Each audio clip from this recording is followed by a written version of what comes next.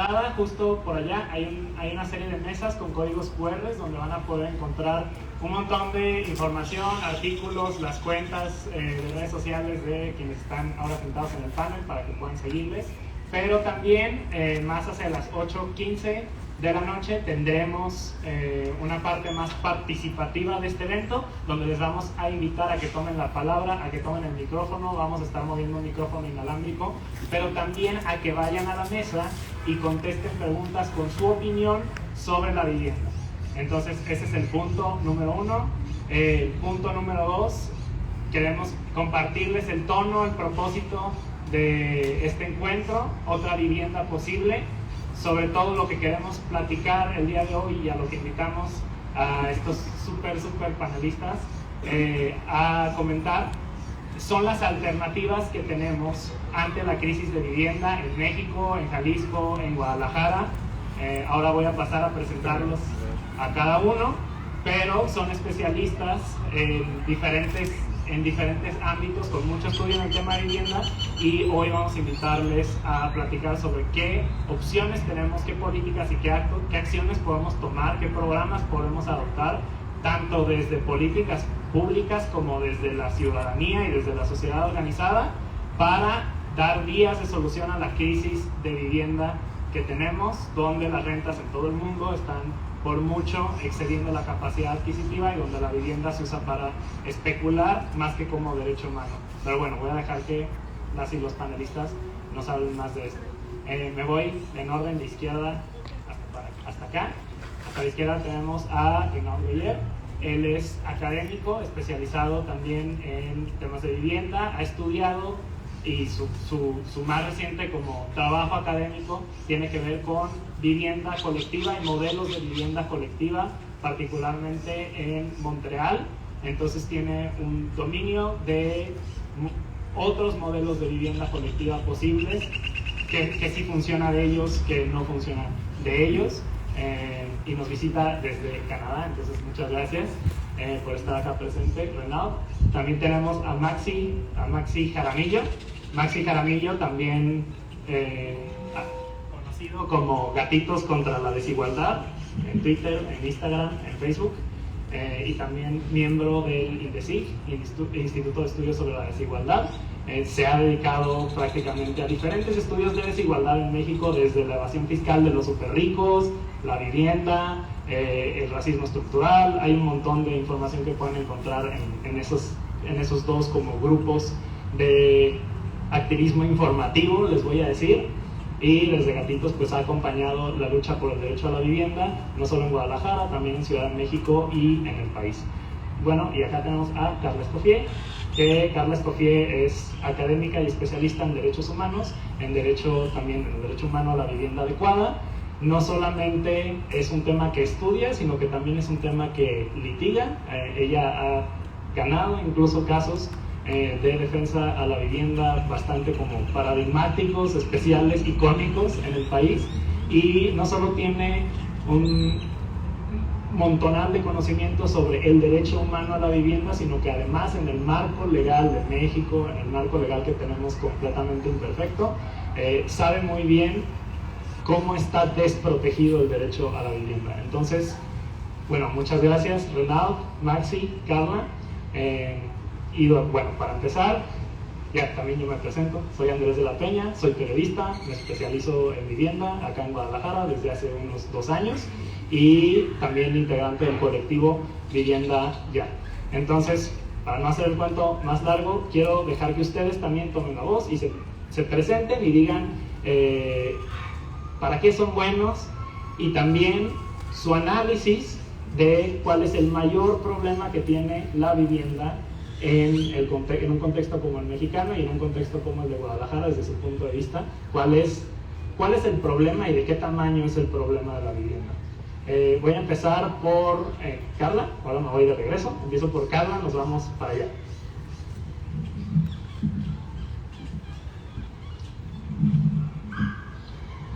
Buenas tardes a todas y todos, y gracias Andrés por la invitación y por la merecida presentación. Bueno, pues antes que nada, pues yo creo que del contexto de Jalisco y Guadalajara no puedo decir mucho, no creo saber más de lo que cualquiera acá presente pueda decir, más bien yo creo que vine como a escuchar y aprender, pero sí puedo hablar un poquito de algunas cosas que sí se presencian en varias ciudades de México, quizá como un marco general, a ver qué tanto suena, a lo que sería en Jalisco. Creo que hay una problemática común, hay como ciertas, sobre todo ausencias, hay ciertos factores presentes comunes, pero sobre todo ausencias que se dan en todo el territorio nacional y que de manera particular se manifiestan más, menos o con ciertas aristas en distintas ciudades del país. ¿Cuánto? También me calmas con el tiempo, porque no... Sí, perdón. Sí, porque hablo mucho, perdón. Soy de Yucatán, así que hablo mucho. Entonces, lo que vemos es que en distintos lados se manifiesta de manera diferente, pero de entrada yo creo que una forma de tratar de resumirlo, un intento que creo que es fallido, porque no es posible resumirlo tan así, pero una forma de poder resumir una buena parte de esta problemática es que creo que en México hay una política inmobiliaria, no una política de vivienda. Esto es porque cuando hablamos de política de vivienda normalmente es bueno, que la gente pueda comprar su vivienda, ¿no? Que si compras una vivienda nadie te la quite, y en dado caso pues que tengas acceso a créditos Infonavit, Fobiste o de banca privada para que puedas comprar una, y a lo mucho ver qué hacer con que haya mejores sueldos, ya, punto, párale de contar. Que eso sí, por supuesto, es importante, por supuesto que es parte de una política de vivienda, pero cuando vemos cómo son las políticas de vivienda en otros países, y acá creo que vamos a aprender mucho en el caso de Canadá, pero también creo que incluso en países de Latinoamérica vemos que es mucho más amplia. Pongo nada más algunos ejemplos. En México no se contempla que la política de vivienda incluya la adecuación legislativa. Es decir, que el gobierno no cree que tiene que revisar si las leyes impiden, obstaculizan o facilitan el acceso a la vivienda. Y eso se explica, por ejemplo, que no tenemos leyes inquilinarias. No hay una ley que regule el arrendamiento de vivienda con toda su complejidad. Me van a decir, claro que sí está el Código Civil de Jalisco y tiene un apartado de arrendamiento. Sí, exacto. Un apartado de arrendamiento, que son creo que 20 artículos, no me acuerdo bien, pero más o menos. Unos 20 artículos, de los cuales son de arrendamiento en general. Eso incluye el arrendamiento de sillas para una fiesta, de no sé, un castillo inflable para una fiesta de cumpleaños, y tiene un subapartado de arrendamiento de vivienda que es mucho más corto y que también es muy general, no abarca toda la complejidad de los arrendamientos, que son relaciones que no pueden ser comparables a cualquier otro tipo de arrendamiento. Estoy hablando del de vivienda, no es comparable a cualquier otro tipo de arrendamiento. Y pongo nada más un ejemplo. No, cuando me preguntan, ¿es legal que me exijan este requisito? ¿Es legal si me piden esto? La respuesta es que sí, porque no hay ningún parámetro de qué requisitos son permitidos y cuáles no. Algo que se escuchaba mucho en Ciudad de México y que ya se está escuchando mucho acá en Guadalajara es que para rentar un lugar te piden que tengas que pagar, ¿cómo se llama?, una investigación, ¿no? O sea, tú tienes que poner dinero para que te investiguen tu trabajo, tus redes sociales, etcétera, para ver si tienes el perfil idóneo para rentar, ¿no? Entonces, ¿qué requisitos son permitidos, cuáles no? También en Ciudad de México están estos de pedir selfies de todas las personas que van a vivir en el lugar, como para ver si tienen el perfil correcto, ¿no? O sea, incluso dinámicas que se prestan a racismo, clasismo y otras formas de discriminación. Pero también otro punto es que en México no se apuesta a otro tipo de políticas públicas como es la vivienda pública. Me van a decir, claro que sí, hay vivienda social, que de hecho fue un fracaso, porque fíjate que 600,000 casas Infonavit abandonadas. No estoy hablando de eso. Por un lado, porque hay políticas públicas mal hechas y bien hechas, ¿no? El hecho que una se haya hecho mal no quiere decir que per se el problema sea esa política pública. Y dos, el problema es que, por ejemplo, en otros países de América Latina, de Europa y de Norteamérica hay, ¿cómo se llama?, viviendas públicas de arrendamiento, cosa que ni siquiera se ha intentado en México en épocas recientes, que es el Estado como casero. El Estado construye para poner en renta a precios accesibles a las personas que no pueden pagar en el mercado abierto. Estoy en distintos lugares, hay subsidios de vivienda en distintos lugares, en Nueva York, en Canadá no recuerdo si había, pero al menos creo que para la pandemia sí se implementaron unos, allá usted nos explicará mejor. Pero incluso en Estados Unidos hay este tipo de subsidios. En México solo hay subsidios para la renta de vivienda para los militares, como parte de su seguridad social, y no cualquier militar, pero no hay para la población abierta. Entonces, solo esto para dar una idea de los aspectos. Bueno, y pongo uno tercero: no hay mecanismos para garantizar que no haya discriminación en el acceso a la vivienda de compra o de renta. Esto parece ser como un poco relacionado con la vivienda, pero es muy relacionado. En Estados Unidos tienen el Fair Housing Act, que es como una ley que es lo que hace es prohíbe la discriminación por motivo de raza, de género y posición LGBT en el arrendamiento compra, y establece mecanismos de denuncia, los que tú puedes denunciar en caso de que te hayan hecho alguna discriminación al comprar o rentar. En México no hay. Actualmente hay un caso ante la Suprema Corte de Justicia de la Nación de una pareja de San Luis Potosí que se le discriminó por ser una pareja de 2 hombres y se les negó la compra en un fraccionamiento, argumentando que era un fraccionamiento del cual no se le rentaba a parejas del mismo sexo. Entonces, este caso llegó a la Suprema, no lo ha resuelto la Suprema todavía, pero podría ser la primera vez que deja algunos estándares que empiecen a construir la idea de, aunque parezca obvio, no es correcto discriminar en la compra o renta de vivienda, al menos no discriminar por las categorías protegidas, ¿no? Raza, sexo, religión, nacionalidad, etc. Bueno, en general creo que son todas esas ausencias, y si bien hay problemáticas a nivel mundial de vivienda, cuando vemos cómo está golpeando a Nueva Zelanda, a Canadá, a Portugal, pensemos que allá sí existen esas bases que más o menos pueden mitigar algunos efectos de estos problemas, pero en México no los tenemos. Y en el caso de Jalisco, pues es muy evidente que tampoco está. Incluso muchos estados no tienen ni siquiera registro de arrendamientos, ¿no? Entonces, más o menos este panorama general que se puede ver en distintas ciudades, y cómo eso mermado a las problemáticas que se ven en Mérida, en Monterrey, en Ciudad de México, en Tijuana, en Querétaro, en Aguascalientes recientemente, y en Jalisco, por supuesto. Entonces creo que hay que reflexionar de esas ausencias para entender a qué nos enfrentamos y sobre todo los efectos de lo que estamos viviendo. Si bien, insisto, se pueden ver a nivel mundial, cuántas cosas no se pudieron hacer, y no, porque no todas las medidas son siquiera un tema de presupuesto. Entonces creo que ese sería mi panorama. Muchas gracias, Carla. Maxi, yo te quiero invitar, esta va con Champlain, pero te quiero invitar a ver si nos puedes comentar también sobre el tema más también local a Guadalajara, porque conoces muy bien lo que ha estado pasando por acá, y el tema de desigualdad en la vivienda. Con mucho gusto. Ahí se oye bien, ¿verdad?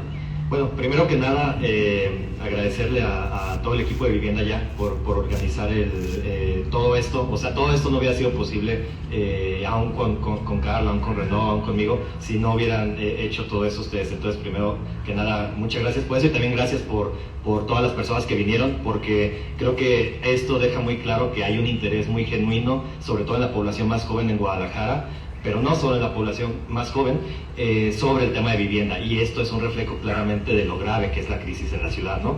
Entonces, un poco siguiendo la pregunta, y también tratando de seguir lo último que estaba diciendo Carla, que me parece fantástico que haya empezado ella, porque puso justo todas estas pilares que hay detrás de la falta de acceso, o el problema del acceso al derecho a la vivienda. Lo que diría es que efectivamente, en términos de... voy a agarrar ahorita el decirlo en términos de desigualdad, lo voy a mover un punto más allá. Primero, el tema sobre la crisis me parece muy importante, y nosotros lo estamos tratando de enmarcar en Gatitos contra la Desigualdad y en el trabajo que hacemos desde distintos frentes, como justo una crisis de acceso a la vivienda que es, digamos, no nueva, porque ya estaba ahí, pero que sí está empeorando de una manera exagerada y exponencial durante los últimos años. Y eso es muy importante, porque lo primero que van a encontrar cuando hablamos de estos temas es que yo estuve la semana pasada en la UNAM, y un profesor lo primero que dijo es: bueno, sí es complicado acceder a la vivienda, pero siempre ha sido complicado acceder a la vivienda, ¿no? Entonces, primero tenemos que lograr convencernos todas las personas de que estamos peor que antes, ¿no? En términos de acceder a la vivienda. Podemos agarrar un montón de datos que quieran para probarlo. A mí el que se me hace que lo refleja de una manera más clara es el siguiente. Hace 17 años, en 2005, costaba un salario promedio, tenías que trabajar 80 años con un salario promedio para alcanzar a pagar el costo de una hipoteca de una vivienda promedio, mediana, de hecho, pero bueno, llamémoslo por ahorita promedio. eso significa que era difícil, ¿no? Claramente era difícil en el pasado y nadie está diciendo que era muy fácil en el pasado acceder a una vivienda. El tema es que esos 80 años que se ocupaban en 2005 con un salario promedio para acceder a una vivienda promedio, en la actualidad son 120 años, ¿sí? Entonces, en cuestión de 17 años, empeoró, si lo quieren ver así, como el 50% peor, digamos, es 50% más difícil, si lo quieren ver así, poder acceder a una vivienda. Entonces, esa cifra demuestra esas dos cosas. Por un lado, no era fácil digamos, hace 17 años, no era fácil seguramente en los 90s, con la crisis justo que hubo económica, todos los problemas de pago de hipoteca, las tasas de interés móviles, etc. Pero ahora es casi imposible. Y eso es lo que primero que nada debemos de lograr vender, porque justo esta crisis que mencionaban hace rato ha venido empeorando, insisto, durante los últimos años con el tema de la crisis económica de 2020 causada por la pandemia de COVID. Se vio mucho más claro cómo esta crisis, digamos, estaba ahí. A mí otra cosa que me gusta mucho compartir en ese sentido es cómo, digamos, igual en Guadalajara, igual en Ciudad de México y en muchas ciudades del país, veíamos muchísimos departamentos con este letrero de se renta o se vende, vacíos, y muchísimas personas que, por ejemplo, en Ciudad de México estaban viéndose obligadas a dejar la ciudad y volver a sus ciudades de origen para poder pagar la renta o con sus familias, con sus familias de origen, digamos, porque no les alcanzaba para pagar la renta. Y justo lo que decía Carla, no hubo ningún tipo de políticas locales o nacionales que trataran de aminorar el efecto o el impacto de la crisis económica. Entonces, dado todo esto, el siguiente punto que quiero mencionar de manera rápida es justo dónde entra aquí la desigualdad, ¿no? Y el otro, digamos, forma en que tratamos de enmarcar este tema es que al final de cuentas estamos hablando de una lucha de clases. Y eso es muy importante que lo tengamos muy claro, porque, digamos, yo siempre uso cifras para tratar como de convencer a las personas de lo que digo, ¿no? Y cuando hablamos del tema de alquiler, lo vemos muy claro. Del 90% más pobre del país, es decir, digamos, desde eliminando al 10% más rico, sin pensar al 10% más rico, menos del 1% de las personas, de los hogares, recibe ingresos por rentar una segunda vivienda y recibe un alquiler por rentar una segunda vivienda. Digamos, del 90%, si ustedes que están aquí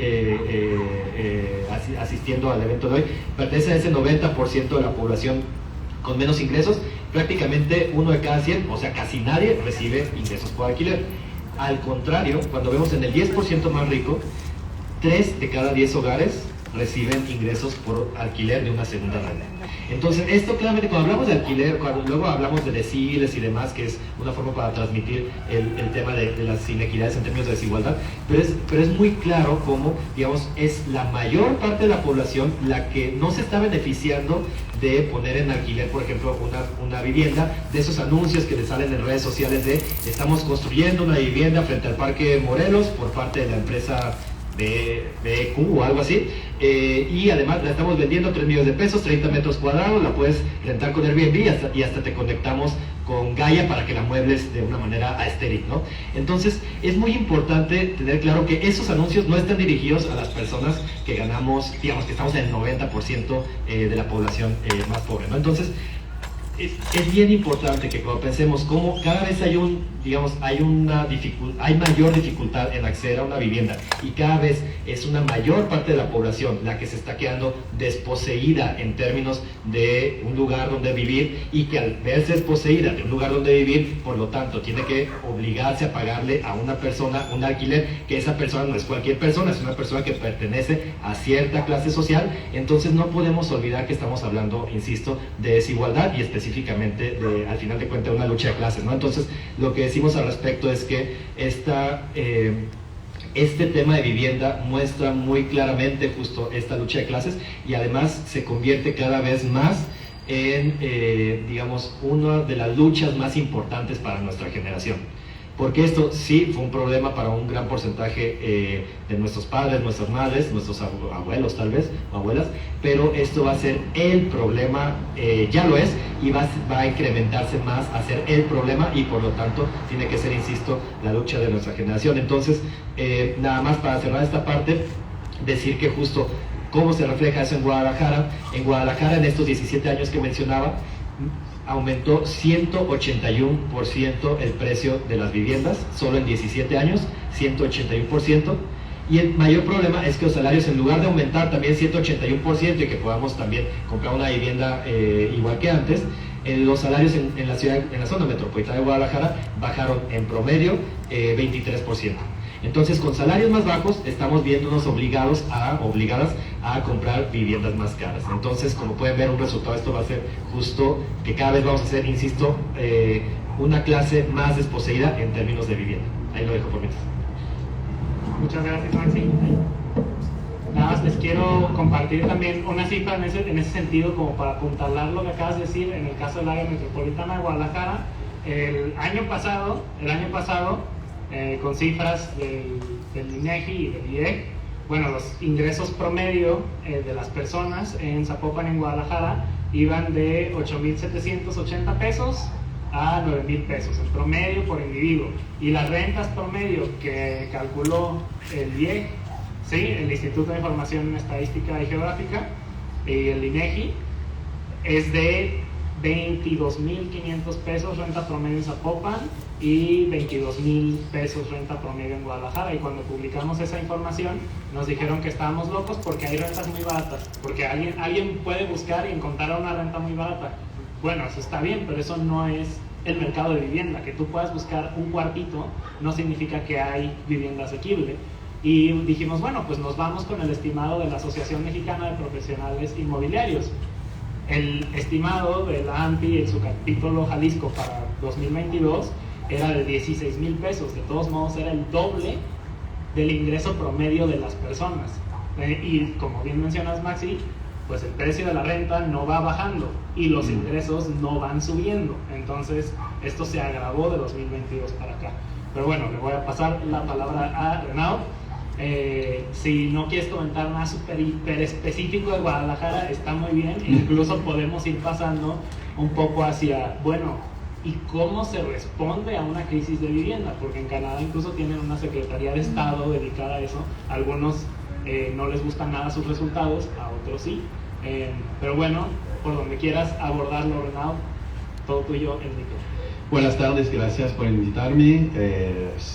Sí, soy sociólogo de la vivienda y lo que me interesa son relaciones de poder entre inquilinos y propietarios, ¿no? Porque una ciudad como Montreal, que vivo yo, son 60% de los hogares que son inquilinos y ganan la mitad en ingresos que los propietarios mismos en esa misma ciudad en promedio. Entonces, eso me interesa como, y tanto como y también el modelo del mercado que se impuso en Montreal en particular, en la provincia de Quebec en general, es que es un modelo de propiedad de pocos departamentos, con el propietario en el primer piso, con inquilinos al segundo piso, con el inquilino que contribuye al pagamiento de la hipoteca, porque todo el mundo tiene hipoteca, porque así empezó la reflexión de cuáles son esas relaciones de desigualdad y cómo, qué hacer o qué se hace para disminuirlas, ¿no? Y hay dos ejes que vemos en Canadá y en Quebec en particular. El primero es leyes o políticas sociales de derecho del inquilino mismo.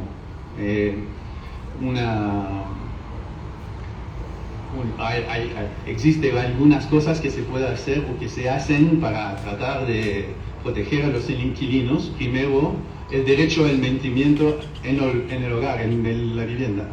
Entonces, un inquilino puede decir que no acepta aumentación de alquiler o que les parece que son ilegítimas esas aumentaciones. Entonces puede decir, y ahí el propietario puede hacer un juicio al inquilino para imponer el alquiler. Ese es uno que existe. Y también entonces hay una corte, un tribunal de esos derechos de inquilinos. El problema es que uno tiene que defender sus derechos y no sale muy bien de decir a tu propietario, ves, esa aumentación no la quiero, entonces andate de la casa, y ahí empieza como problemas de relación, y lo que se ve es que hay problemas después de calidad del espacio porque el propietario no se ocupa. Entonces hay esa parte, y para bien defender sus derechos, esos derechos del inquilino, lo que se ve es que en años que se construyó muchas viviendas sociales, era más fácil defender esos derechos, porque había alternativa a el mercado privado. Y el Estado le gusta el mercado privado para arreglar cosas de vivienda. En Canadá, como en otras partes, para controlar el precio que hacemos, vamos a construir más, aumentamos la oferta. Eso es la solución que siempre dan, y mismo que dan con subvenciones para construcción, ayudan a que, diciendo que se va a limitar el precio, así. Entonces, pero no funciona. Y en un momento a donde los inquilinos podían defender más sus derechos, lograron que el gobierno subvencionaba la construcción de viviendas sociales. Bueno, igual son muy pocas. Oye, Renato, perdón, te tengo que hacer una pregunta, porque sí, cualquier parecido con Guadalajara es mera coincidencia. ¿Por qué no funcionaron las políticas de hay que hacerle bien fácil a los desarrolladores construir bien barato, y hay que hacerles incentivos y que el suelo sea más barato, y así ya va a haber vivienda para todos? ¿Por qué en Canadá no funcionó ir con los desarrolladores y decirle, señor desarrollador, ¿qué le podemos regalar a usted para que lo resuelva todo? ¿Por qué no funcionó allá? A limitar el precio los incentivos a la oferta y a la producción. No funciona porque por procesos de gentrificación, de ingresos, y también hay muchos departamentos que se compran por el extranjero, hay conversiones en Airbnb, que es un problema mayor en Montreal, en barrios que hay como miles y miles de departamentos que están afuera del mercado. Por eso no funciona, porque hay que limitar esas cosas también. La única manera de limitar lo que veo yo, de mi experiencia, de que lo que veo en Europa, pero también en otras partes del mundo, es sacar unidades del mercado. Es la única manera de hacerlo. Y no lo logramos hacer bien tampoco en Montreal, porque son pocos, ni 3% de las unidades son de vivienda social, son muy pocas. Pero ahí esa es la única manera. También porque en los países que lo hacen se baja el precio y aumenta la calidad actualmente. Después hay el fantasma, el problema, la bruja, no sé cómo decir, de la gentrificación, que viene como cambiar todo eso.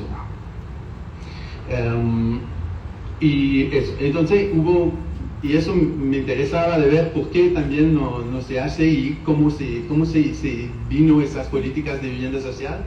Es porque fueron defendidos por movimientos sociales que identificaron maneras de proponer alternativas en ciertos periodos de reformas urbanas para definir ciertas zonas como lugares donde se podía hacer vivienda social.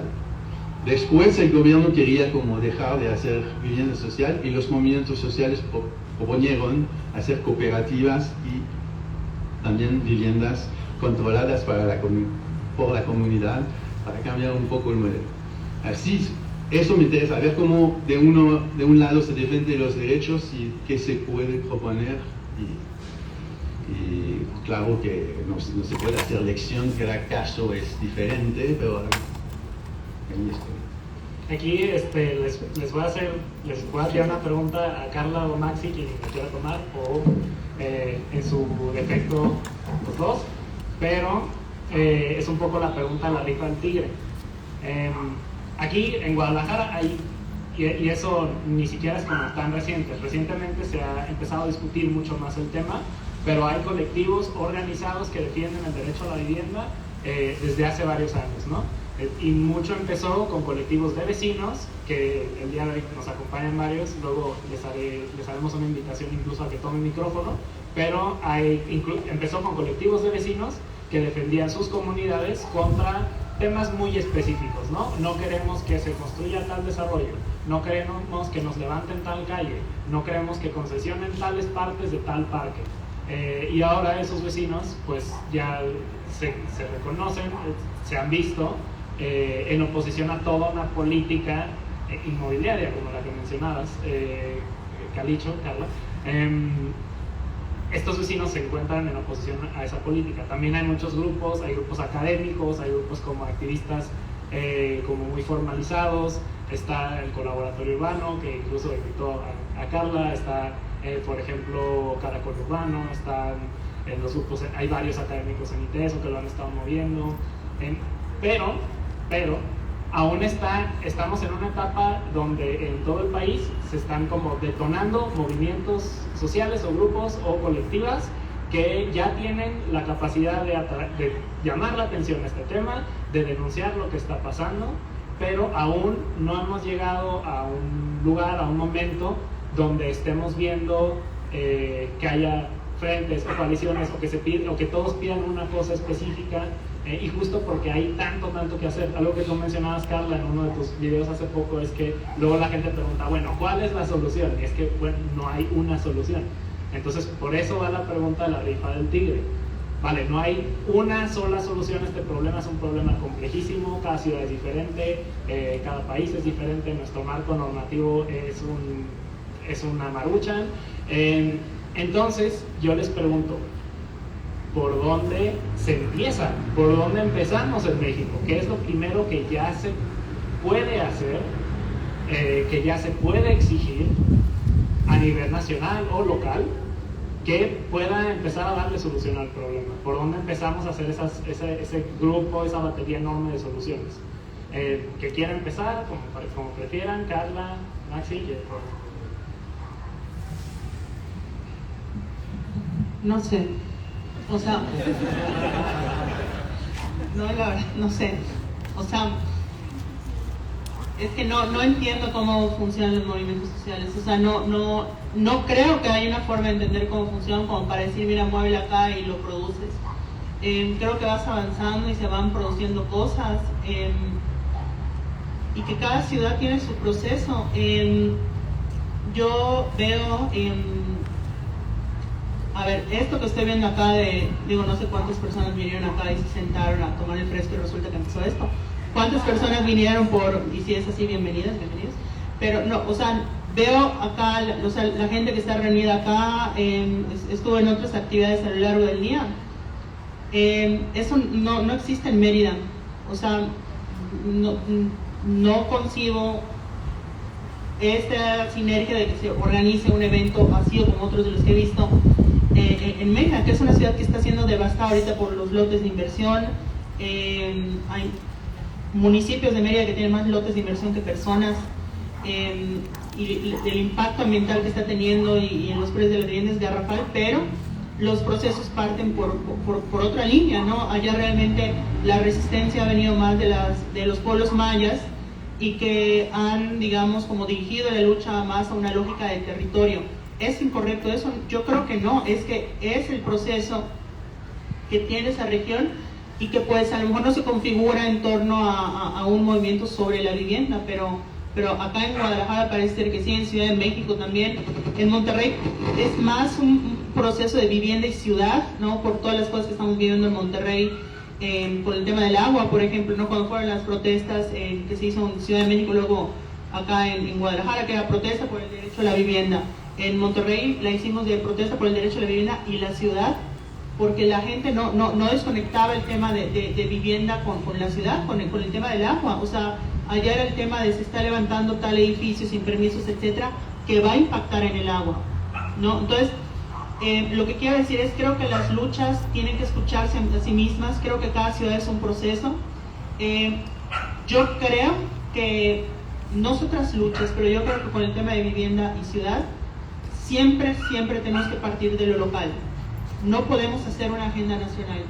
Yo creo que tenemos que partir de lo local, conectarnos con las luchas de distintas ciudades para ver en qué coinciden, no al revés. Creo que hay muchas cosas en las que coinciden. Se me ocurren dos cosas muy a bote pronto. que creo yo es su posición, a lo mejor estoy equivocada. Justo se mencionaba, ¿no? el tema de Airbnb, por ejemplo, no es el principal problema, no es el origen de los problemas, probablemente no es el que más impacta, pero es un problema y sí está impactando. Y lo más interesante que me parece con este tema de las plataformas es que cuando se discute evidencia cómo los gobiernos entienden la problemática de vivienda. Ejemplo, lo que ocurrió en la Ciudad de México, que justamente había todo este problema que ya sabrán que pues justo lo que mencionaba Max, de cómo la pandemia generó ciertos procesos que agravaron o dieron nuevos áreas y ciertas problemáticas, entre ellos lo de los llamados nómadas digitales, que están habiendo en Ciudad de México con todos los impactos que han habido y las discusiones que se están dando. Y en ese marco, en agosto del 2022, un juez de distrito nos concedió un amparo que ordenaba al gobierno de la Ciudad de México hacer un diagnóstico para identificar cómo la pandemia afectó a la población inquilina y cuál es el estado del acceso a la vivienda, para que sobre ese dictamen estableciera las políticas públicas que fueran convenientes. El gobierno de la Ciudad de México no acató la sentencia, sino que presentó un recurso. Eso no es ilegal, digamos, era algo que legalmente era hasta esperado. No estoy reprochando como algo de ilegalidad, pero sí políticamente me parecía que lo correcto era no irse a la revisión y acatar la sentencia, cumplirla. Pasa esto en agosto y en noviembre creo que fue el anuncio del acuerdo con Airbnb sin un diagnóstico previo. O sea, un juez ya se lo había dicho, además que creo que es algo obvio, un juez lo había ordenado, no se quiso acatar y se hace este acuerdo sin antes transparentarlo ni nada para impulsar Airbnb en ese contexto preocupante, e incluso la jefa de gobierno dice, bueno, ojalá que no aumenten las rentas.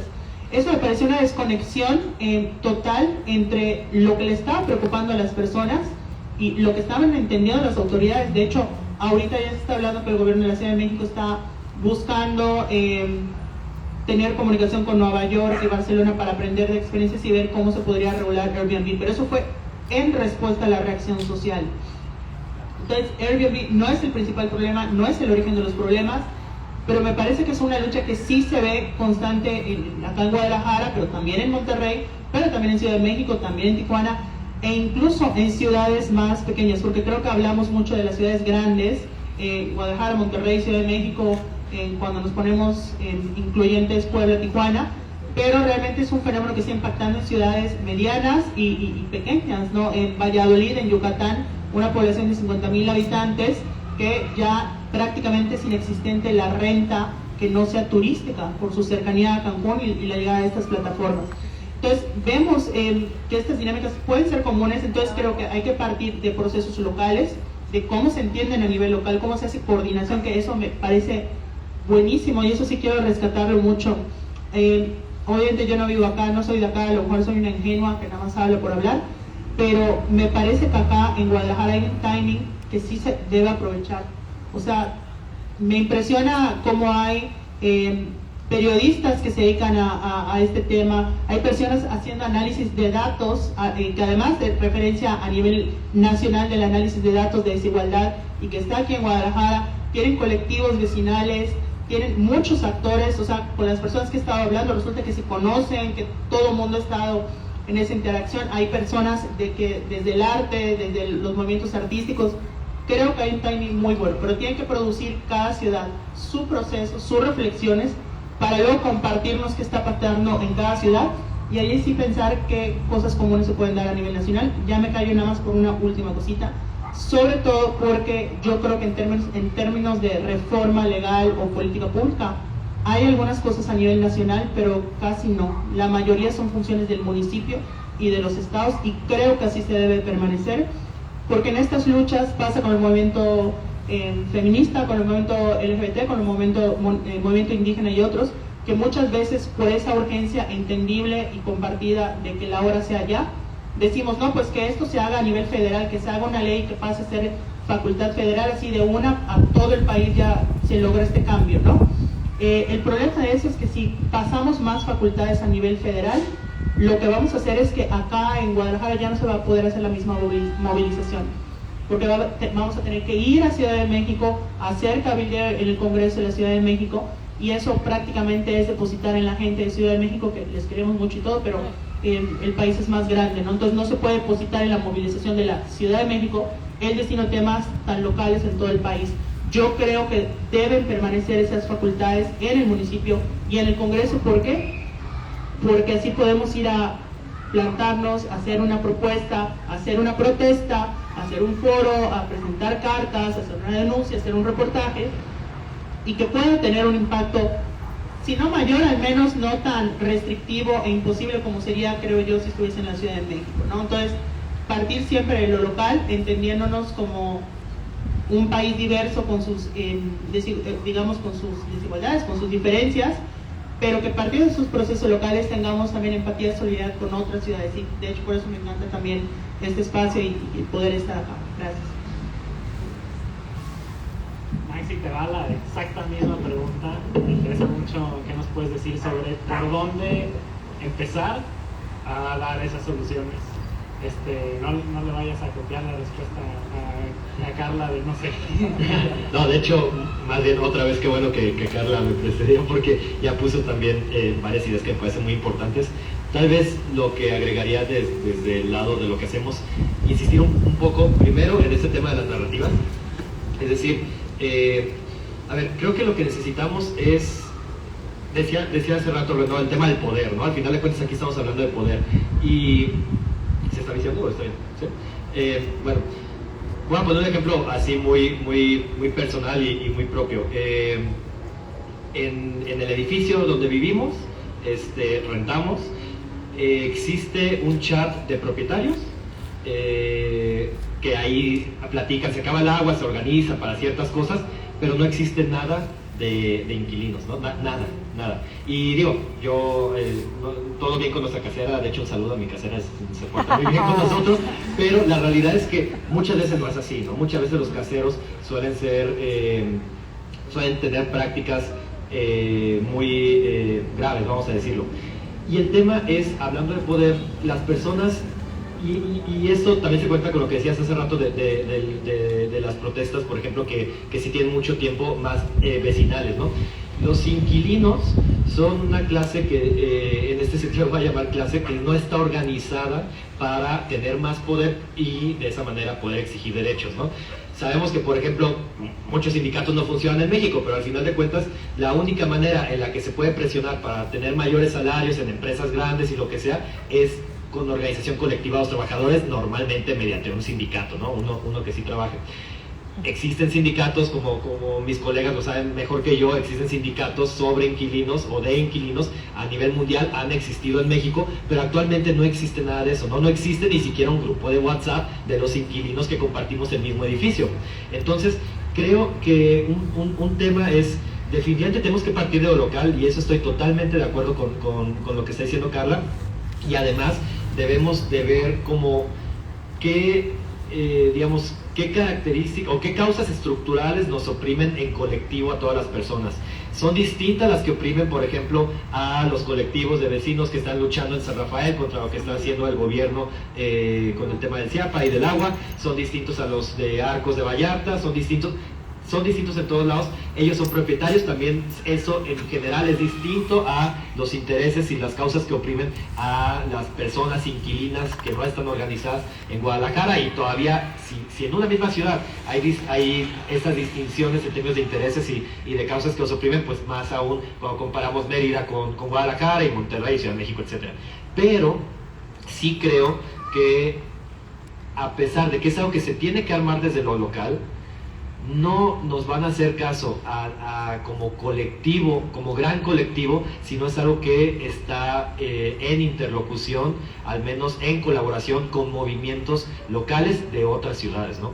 Entonces, me parece que es bien importante reconocer esos dos temas, y además reconocer que justo tenemos que no solo las personas propietarias que tienen problemáticas con el acceso a la vivienda, sino también las personas y a la ciudad, por ejemplo, siguiendo como le ponen en Monterrey, sino también las personas inquilinas que no están organizadas de ninguna manera, empezar a organizarse, ¿no? Y justo en esta visita que tuve a la Ciudad de México, que estuve hablando de estos temas, platicamos de esta propuesta que hicimos de la Red Nacional por la Vivienda, y lo que decíamos es, como queremos empezar a operarla es que se empiecen a formar los grupos que afortunadamente tenemos la información y que a lo mejor entre las mismas personas no se conocen a nivel local, ¿no? Y que a nivel local vean cuáles son las principales preocupaciones, cuáles son las cosas que se pueden hacer, pero seguir en interlocución con las distintas iniciativas a nivel nacional y ver qué se puede mover también en colectivo, ¿no?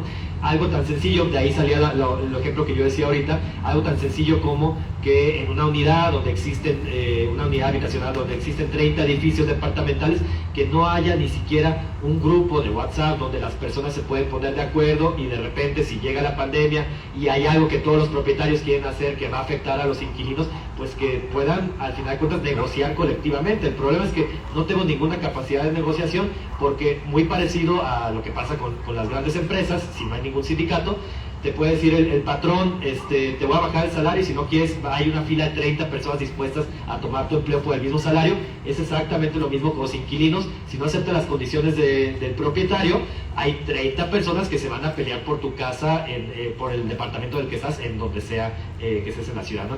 Entonces me parece que justo la organización debe ser colectiva desde lo local, pero también buscar las afinidades con distintos colectivos a nivel local, pero también con distintos colectivos a nivel nacional. Y nada más, igual a lo mejor al rato podemos platicar, pero el tema, digamos, creo que la manera de diagnosticar eso es identificar cuáles son las causas que son más importantes en cada una de las localidades, ¿no? En específico. Habrá unas donde el porcentaje, el tema de Airbnb sea más grave. El artículo que tú publicaste, Andrés, que calculabas como 14% de las viviendas en La Condesa, en Ciudad de México, estaban en Airbnb. Ahí es claramente un problema ya gravísimo. Aquí en la colonia americana tal vez es un problema similar, pero cuando nos vamos, no sé, por ejemplo, a otras colonias de la ciudad de Guadalajara, pues claramente ese no es el problema. Pero si empezamos a identificar cuáles son las causas, que ya sea que el acaparamiento de las viviendas, ya sea la falta de presencia del Estado o algo que en Guadalajara es muy claro y esto nadie lo va a poder negar, ¿cómo llamarle? La acción colectiva entre la élite gubernamental y la élite empresarial para ejecutar políticas que beneficien a las clases inmobiliarias, que luego resulta que son familiares de los gobernadores o de los gobernantes, ¿no? Entonces me parece que justo identificar esas causas que se comparten a nivel local y nacional es también una manera de ver cómo, ok, pues a lo mejor yo estoy hablando de la colonia San Rafael y tú estás hablando de la colonia Independencia en Monterrey, pero compartimos algo que aunque tengan caras distintas, al final de cuentas cuando lo vemos más en actores y en términos de poder, pues justo nos damos cuenta que compartimos más de lo que nos damos cuenta y de esa manera podemos exigir de manera colectiva. Creo que algo bien interesante que se hizo en la protesta en Ciudad de México el año pasado es que se trató de elaborar en conjunto con Carla, en conjunto con Habitat International Coalition y otros actores que entraron, se trató de elaborar un manifiesto mínimo de cosas que identificábamos, se compartían en la lucha por la vivienda en la Ciudad de México y que seguramente le faltaban cosas que no alcanzamos a subir, digamos, de otras colectivas y otros colectivos, pero esos ejercicios de tratar de ver qué exigencias mínimas comunes podemos compartir, por ejemplo en la ciudad de Guadalajara, creo que son muy importantes para de manera colectiva empujarlas y eso seguramente ya será una mayor ventaja que lo que tenemos ahora, que es en mucha medida en términos de alquiler desorganizado y más en términos de propietarios, es algo que a veces se queda en el tema vecinal, a veces se colabora con otros desde otras localidades vecinales, pero se queda ahí, ¿no? Entonces creo que hay mucho ahí que podemos hacer de manera colectiva. Entonces, en resumen, ¿cuál es la respuesta? Creo que pues organizarnos. Al final de cuentas la respuesta es organizarnos lo mejor que podamos. Está Maxi. Justo dejan esta parte de la discusión en un punto bien interesante, nada más para algo que quiero también aportar de contextualización. Pues sí, justo este tema de diferentes localidades, algo que desde que se habla más y más y más el tema de la vivienda en México en las últimas décadas, voy a decir, también hay más atención en lo que está pasando en ciudades medianas, en ciudades pequeñas, en poblados muy pequeños. Y constantemente, por ejemplo, en redes sociales sí hablan muchos habitantes de estas ciudades medianas, ciudades pequeñas o de partes que se han integrado a las periferias de áreas metropolitanas que dicen, oye, nosotros también tenemos problemas que tienen que ver con vivienda y también queremos entrarle al brinco, ¿no? Tenemos cosas que decir. Aquí en el área metropolitana algo que es muy interesante es que en los asentamientos informales, por ejemplo Mesa Colorada, hay gente que está contando su historia de la renta también sube aquí. La renta no sube solo en la americana, la renta también sube aquí, o personas que viven hacia Tlajomulco que aparte de diferentes problemas dicen, aquí también nos estamos cruzando con la renta. De 2015 a 2022, Zapopan fue, en el índice de precios de la vivienda, la Sociedad Hipotecaria Federal, fue el municipio que más se había encarecido comparado con su precio de 2005, ¿sí? O sea, Zapopan era el municipio que más se había encarecido de todo el país, de los que están desagregados ahí. Bueno, este año ya lo pasaron varios otros municipios, incluido Bahía de Banderas en la costa, en Nayarit, Puerto Vallarta no se va quedando muy atrás, y también hay no son colectivos, pero ya son varias personas que están diciendo, aquí también está pasando, ¿no? Entonces existe esta oportunidad de, desde la acción local, también reconocer lo que está pasando en otros lugares, y eso es algo que también estaba pasando en Guadalajara, ¿no? En Guadalajara, cuando fue este ciclo de protestas que estuvo la de Ciudad de México, la de Monterrey, que hubo una en Ciudad Creativa Digital, estoy seguro que muchas personas en la audiencia también estuvieron por allá. Pues bueno, de pronto muy cómica la respuesta del presidente municipal de Tapatilandia, que ya creía que era contra él, ¿no? Y que era un asunto muy de partidos políticos y de colores y banderas, cuando en realidad son un montón de localidades, de ciudades de todos tamaños, colores y sabores que están teniendo este problema, ¿no? Y hay ciudades pequeñas donde, por ejemplo, quizás son menos el número de Airbnbs, pero con poquitos se siente el impacto fuertísimo de turistificación y de gentrificación, ¿no? Particularmente ciudades turísticas, ¿no? Entonces, hay un montón de cosas que ya se están haciendo, y hacia allá voy a llevar como las últimas preguntas también para ir cerrando la parte del panel y abrir micrófonos. Hasta ahora, digamos, en México, Guadalajara, Jalisco, hemos recurrido mucho al estudio, a la actividad periodística, a la protesta, a la organización vecinal local, de diferentes modos. Por ejemplo, el colectivo de vecinos de San Rafael llevan plantándose desde 2017, y a la señora Pina, ojalá muchos de ustedes la conozcan, ya se la han llevado a la cárcel nada más por estar ahí protestando. Escenas ridículas de 4 policías rodeando a una señora de este pelo que nada más trae un cartel y por eso se la llevan arrestada. Entonces están estos modos de lucha, pero, y aquí le apunto la pregunta a Renaud, algo que es muy interesante en Canadá es que también hay más formas de organización, hay algunas otras formas de organización. Está, por ejemplo, la figura que se ha usado y que en México como que existió históricamente, pero ahora que ya no hay organizaciones de este tipo como el grupo de WhatsApp y que ya no hay defensa legal, ya no se hace, pero existe la figura de la huelga de renta. O sea, existe el nos vamos a organizar todos los vecinos de esta zona y no les vamos a pagar un peso de renta hasta que, por ejemplo, arreglen el agua, hasta que nos arreglen el tema de la luz, hasta que renueven el espacio, ¿no? O hasta que cumplan con su parte como dueños de esta vivienda que habitamos. Entonces, yo quisiera preguntarte a ti, Renaud, qué cosas se están haciendo en Canadá o se han hecho en Canadá que han tenido algún impacto positivo o que han logrado hacerle poquito la mano de puerco, forzar al mercado a responder a las necesidades de los inquilinos. Se hizo en Toronto, en Quebec nunca se hizo. Lo trataron de hacerlo, pero y cuando funciona es que se hace en un solo edificio. Lo hace en edificios grandes y ahí los inquilinos no pagan el alquiler durante un mes o 2 meses, y ahí sí se mueven las cosas, pero son para reivindicaciones chiquitas.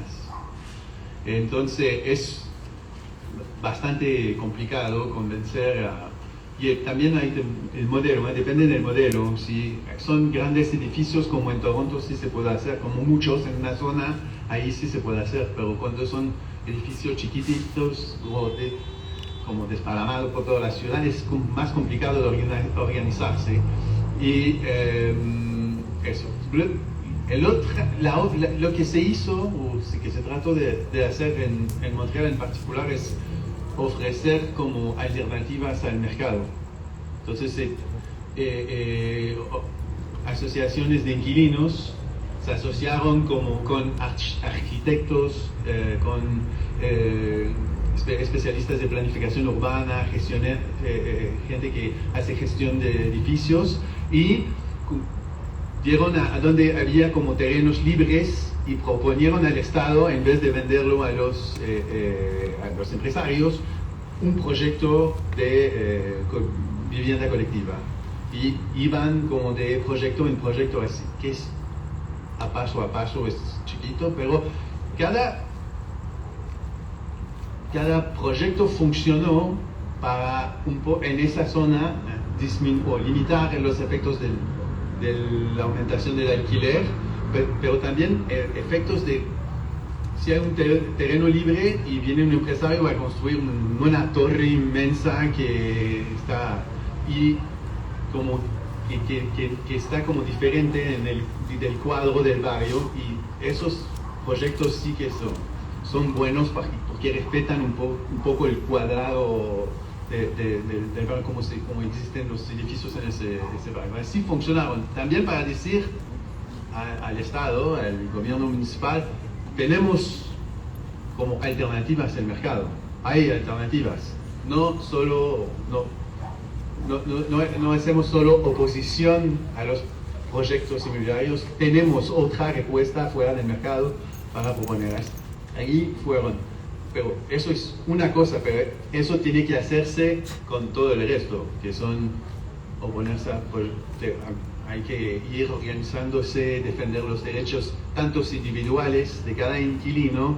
Entonces asociaciones barriales que se asocian con abogados para defender a los derechos individuales, pero tanto como colectivos. O sea, así trataron de funcionar, con un suceso relativo, porque no se cumplió tampoco. La situación es tan buena en Montreal ahora como eso. Ahí no sé si está pasando. Ya, muchas gracias. Sí. Vale, les tengo una última pregunta antes de pasar como a la fase 2 de esto, y abrir micrófono también aquí al auditorio. Y aquí es una pregunta como espero que logremos dar una respuesta muy contundente, pero si no también está muy bien. ¿Cómo? Porque a fin de cuentas así se llama un poco el evento, ¿no? Otra vivienda es posible, ¿no? ¿Cómo debería de ser la vivienda? Y por ahí ya empecé con una parte muy difícil, ¿no? Pero ¿cómo debería de ser la vivienda? Sé que no hay solo una vivienda que sirva para todas las personas, pero ¿cómo debería ser en términos generales la vivienda en México? Y aquí les estoy haciendo también un poco, les abro la oportunidad para hacerse promoción, guiño, guiño. ¿Qué están haciendo desde su trinchera como para lograr esto? Y si hay algo en lo que justamente la sociedad organizada interesada en el tema de la vivienda puede ayudar. Entonces, ¿cómo debería ser la vivienda? ¿Qué están haciendo para eso? ¿Cómo les podemos ayudar a lograrlo, ¿no? Pregunta va muy apuntada a Maxi y Carla. Cualquiera de los dos puede responder en cualquier orden, como prefieran. No sé, perdón, es que esas preguntas siempre son así. A ver, no sé cómo debe ser la vivienda en México.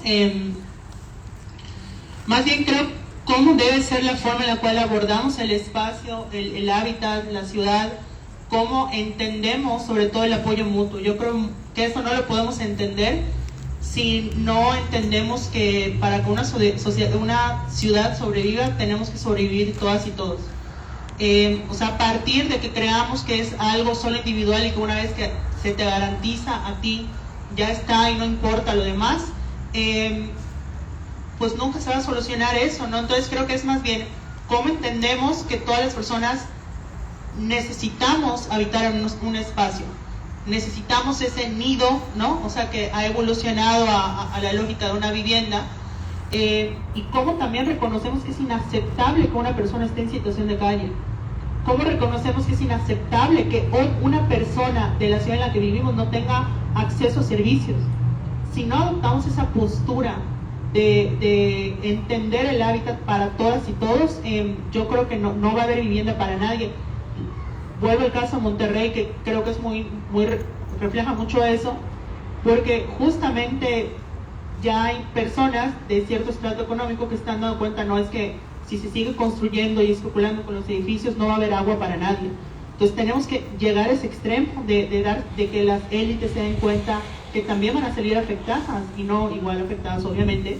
Entonces yo creo que más bien sería eso. Yo creo que la vivienda tiene que ser diversa. Yo pienso en una política de vivienda diversa, que sea una especie de menú, que dé muchas opciones dependiendo de las necesidades, situación de vida, proyectos, etcétera. Evidentemente siempre van a haber necesidades individuales, ciertas situaciones que no sean inabarcables, ¿no? en una política pública, pero sí que hayan muchas opciones de compra, de renta, de autoconstrucción, que también eso es otra cosa. Históricamente la vivienda ha sido autoconstrucción en México, pero en todo el mundo. Esa idea de que los arquitectos construían casas es súper nueva, súper nueva. Es más nueva la Declaración de Derechos del Hombre y del Ciudadano que esta idea de los arquitectos construyendo la casa de las poblaciones. Los arquitectos por siglos construyeron puentes, castillos, edificios de gobierno. Entonces también el tema de por qué satanizar la autoproducción y no pensar cómo hacer una autoproducción desde la gestión y producción social del hábitat, entre otras cosas. Y para cerrar, también eso que tú decías, que ya, esto de avisos parroquiales, yo sí propongo algo a las personas que están acá presentes, tanto en el escenario como abajo. Hoy nos notificaron acá en los juzgados federales de Jalisco, que no se ubica en el caso de La Floresta, que es este asentamiento que fue desalojado brutal e ilegalmente, que me parece que es un gran caso que refleja ilegalidades absolutas. Se desalojó a gente sin títulos, gente con título, gente que tenía todo para acreditar su derecho a estar allá. Se desalojó a personas adultas mayores, etcétera, dándoles 5 minutos para que salieran, sin previo juicio, sin previa notificación, en fin. Bueno, nos notificaron que el expediente se mandó a la Suprema Corte para que la Suprema Corte decida si resuelve el caso de manera directa. No todos los casos llegan a la Suprema Corte. Entonces, el caso de La Floresta puede ser tomado por la Suprema Corte, y para eso se necesita ayuda para subir, digamos, el perfil del caso. Entonces, acá todo vale. Si hay alguien que es bueno con el diseño, hacer algún diseño, alguna manifestación artística a favor de La Floresta. Si hay alguien que tiene redes sociales, hacer contenido, o bien darle compartir, retweet, like, lo que sea, cuando vean cosas de La Floresta, comentarlo en, ¿cómo se llama?, en mesas familiares, en espacios académicos, hacer eventos para discutir qué implica La Floresta y este caso como una situación estructural en la cual se está hablando de repoblar el centro de Guadalajara, de construir más edificios de lujo con ciertas características, pero al mismo tiempo y con un discurso de derecho a la vivienda, cuando fácilmente se puede desalojar a familias de esa forma tan brutal. Entonces, creo que esta es una también oportunidad para encontrar algo común. Acá sí estoy hablando de Guadalajara, así que cualquier ayuda, si alguien es bueno haciendo o buena haciendo memes, yo creo totalmente que los memes son buenísimos para la protesta y para difundir causas. Entonces, todo lo que tengan, todo lo que esté en sus manos, suma. Entonces eso lo pongo como una propuesta, si me lo permiten, para acá las compañeros de Guadalajara.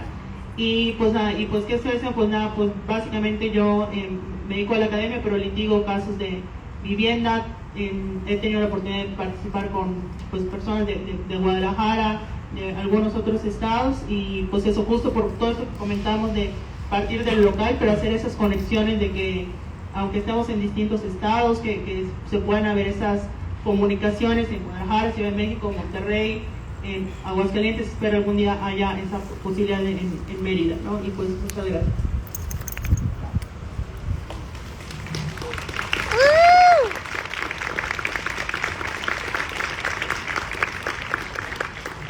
Muchas gracias, Carla. También te va la pregunta más difícil a ti, Maxi, la misma.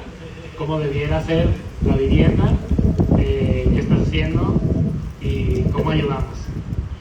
Creo que algo que, de hecho, tú, Andrés, y Carla lo dicen muy bien siempre en todos los espacios en los que tienen, y a mí se me pasa mucho decirlo, pero creo que para responder esa pregunta lo primero que hay que decir es que la vivienda tiene que verse como un derecho, ¿no? Es un derecho, o sea, eso es bien importante, porque lo primero que nos encontramos en redes sociales cuando hablamos de cualquier tema de vivienda es: ay, estos quieren viviendas regaladas del gobierno. Eso no puede ser, no hay forma que regalemos vivienda a todos, ¿no? Creo que en el cómo debe ser una vivienda, lo primero que diría, más allá de justo las diferencias, digamos, más bien que todas las especificidades, pues obviamente varían mucho, pero lo que diría es que lo que debe ser común y que no lo vemos de manera común digamos, en nuestros propios imaginarios sociales, en nuestras formas de ver el mundo, no nomás ustedes o tal vez todos los que estamos aquí sí, pero todas las que estamos aquí sí, pero fuera de aquí nadie lo ve así, es eso, es primero que nada decir que es un derecho, y en tanto que es un derecho implica que el Estado o el gobierno debe de garantizar el acceso a ese derecho, ¿no? Y en ese sentido lo que diría es, necesitamos de una manera mucho más importante la presencia del Estado en el tema de vivienda, justo, no nada más en el Código Civil, sino entendiendo que al ser un derecho implica, por ejemplo, justo una transacción, una relación contractual entre inquilino e inquilinario. Al final de cuentas, implica, está embebido ahí el acceso a un derecho, ¿no? Entonces creo que es muy importante insistir en que lo veamos de esa manera el Estado tiene que garantizar el acceso a esto. ¿Cómo? Pues hay un montón de cosas que se pueden hablar. Justo Renaud estaba diciendo muchas, incluso políticas que se han hecho en Canadá, que se han hecho en diferentes ciudades, algunas que sí han funcionado, otras que no han funcionado lo suficiente. Al final de cuentas, luego lo podemos ver en temas de oferta, temas de demanda, digamos, en temas de oferta. ¿Hace cuántos años dejó de construir vivienda social el gobierno, ¿no? en el país? Digamos, ¿cuántas personas pueden comprar una vivienda a través de Infonavit y cuántas personas están inscritas al Infonavit, y todas las personas que están fuera de eso, ¿qué hay ahí, no? O por ejemplo también en temas tal cual de controlar o de incidir en la demanda, pues simplemente un montón de políticas sociales como las que se estuvieron exigiendo durante la crisis económica, la huelga de rentas, el apoyo a las rentas que en algunos gobiernos locales en México se prometió, al final no se hizo. Me parece que hay un montón de cosas que se pueden hacer ahí, pero al final de cuentas es que haya más presencia del Estado, y eso viene al final de entender primero nosotros, la población, que es un derecho, y en tanto que es un derecho podemos exigirlo al gobierno, ¿no? Podemos exigir su cumplimiento. También, además del Estado, obviamente hay un montón de iniciativas comunitarias, justo algunas de las que decía Renaud, se hacen en Ciudad de México, esto de buscar terrenos que pueden comprarse al Estado, que el Estado los puede donar y ahí construir algo. Es algo que hay distintos colectivos y colectivas que lo hacen muy bien en Ciudad de México, de manera justo, un tanto atomizada, a baja escala, pero pues es algo que aquí se ve mucho menos, ¿no? Por ejemplo en Guadalajara. Y bueno, creo que al final de cuentas volvemos a ese tema de que tenemos que verlo como derecho para luego organizarlos y exigir de manera colectiva, ¿no? Y justo en los anuncios parroquiales que decía Carla, primero que nada, yo creo que al menos desde los espacios donde yo participo, nos podemos sumar completamente a este tema de la floresta, de tratar de hacer incidencia y visibilización sobre todo del tema.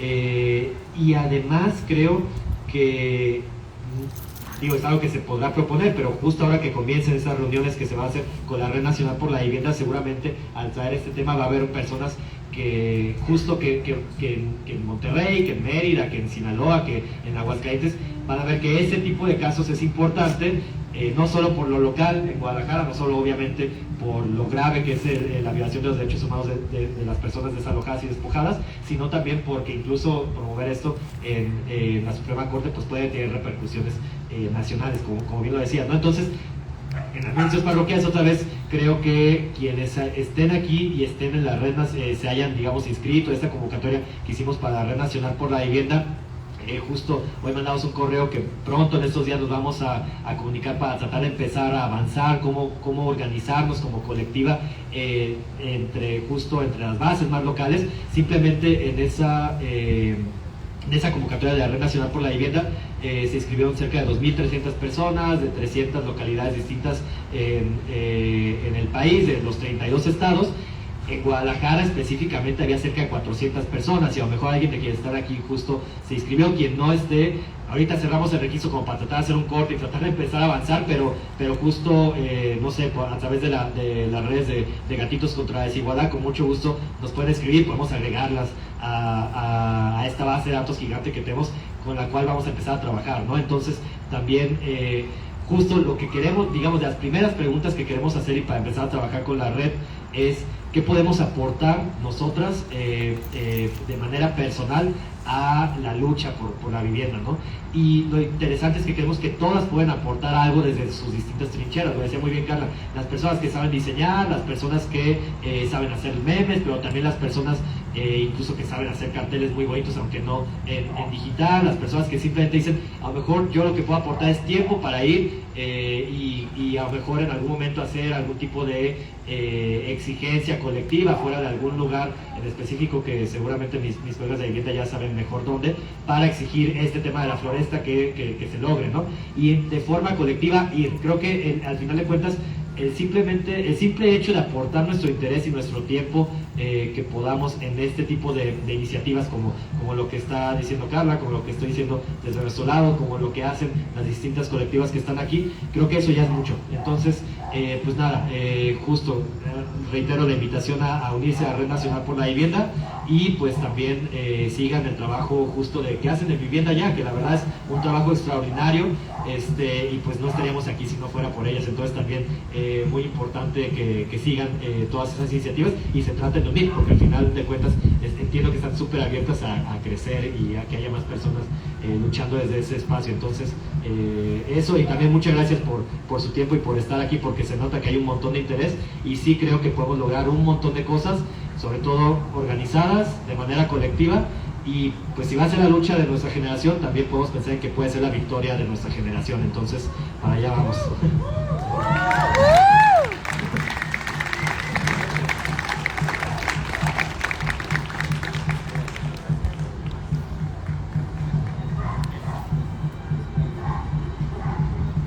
Muchas gracias, Maxi. Y también parte de tu anuncio, le voy a hacer una añadidura a tu anuncio parroquial. La Red Nacional de Vivienda, que convocó acá el camarada Maxi, juntó como más de 1.600 personas. Entonces, y esa fue la primera convocatoria, ¿no? Esperemos que sean muchas más. Bueno, te va la misma pregunta, así que es bien difícil atinarla al contexto de Guadalajara y de México, pero justo por lo mismo, creo que es buen momento también para verlo en términos generales de la vivienda, ¿no? Hay ciertas cosas en común que se dan aquí, que se dan en Portugal, que se dan en Argentina, que se dan en Canadá. Entonces, es la misma pregunta para la vivienda en general. ¿Qué se puede hacer? ¿Cómo se suma la gente? No tengo mucho más que decir, pero me parece que esa cuestión del derecho a la vivienda es un eje importante, y defender ese derecho en oposición a que la sola solución sea el derecho a la propiedad, que en muchos casos eso es lo que las élites, no sé, y el gobierno proponen, del derecho y es una sola solución, es una solución para mí otras el derecho a la propiedad para llegar al derecho a la vivienda, ¿no? Y eso ahí creo que hay que construir como discursos que van mucho más allá de esa cuestión de la propiedad. Sí funciona, y autoconstrucción puede ayudar, pero ese derecho a la vivienda puede ser mucho más que casas para una familia, que con un modelo de propietario, que es el objetivo cultural que hay en muchas sociedades, que es esa idea que vamos a cumplir con el derecho a la vivienda con el derecho a la propiedad, pero que hay otras soluciones. Y en eso, sí, me parece que dijeron más o menos todo lo que pienso yo también. Y gracias a todos. Muchísimas gracias a los tres. Ahora vamos a pasar a una parte 2 de este foro. Queremos abrir los micrófonos. Una cosa muy importante, si se les acaba el tiempo, si se tienen que ir, si tienen que cachar el camión, no pasa nada, pero por favor pasen a la mesa, porque ahí también estamos sistematizando, estamos recogiendo sus comentarios. Hay varias preguntas ahí que nos encantaría que contestaran. Lo que aquí se vierta, lo que aquí se comente, también lo vamos a intentar sintetizar y publicar por escrito en las redes sociales de Vivienda Ya, pero también espero que nos harán segunda los gatitos y el Indeci y Carla, Renaud, todos. Esperemos que también ustedes nos harán segunda, pero vamos a recoger todos sus comentarios. Entonces, si se van y no alcanzan a tomar micrófono, por favor, por lo menos pasen a la mesa. Un anuncio acá, para ir abriendo los micrófonos. Justo este caso de la floresta, el día de hoy tuvieron por la mañana una rueda de prensa porque se cumplió un año desde su muy violento desalojo. Son 70 familias las que fueron desalojadas, completamente fuera de derecho, de manera completamente ilegal. Les vamos a invitar para abrir esta ronda de participaciones a que tomen el micrófono primero, y de ahí realmente conforme se vayan levantando las manos vamos a ir moviendo el micrófono. Entonces, vale, pasa por acá.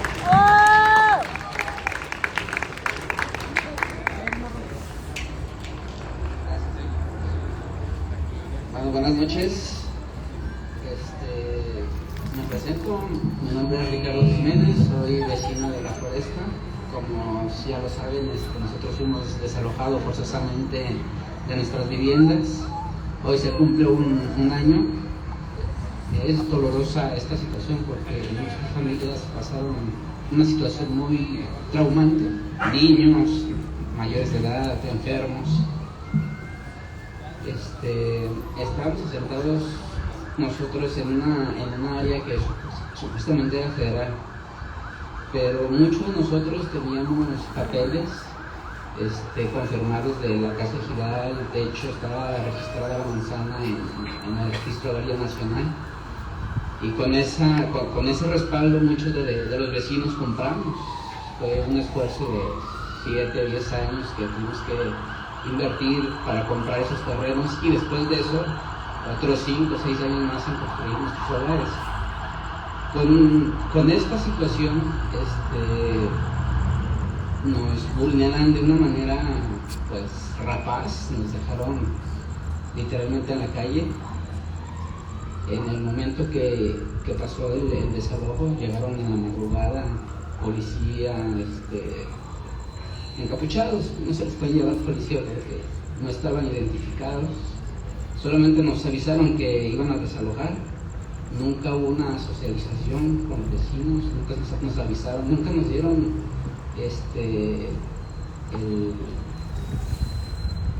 ¿cómo se puede decir?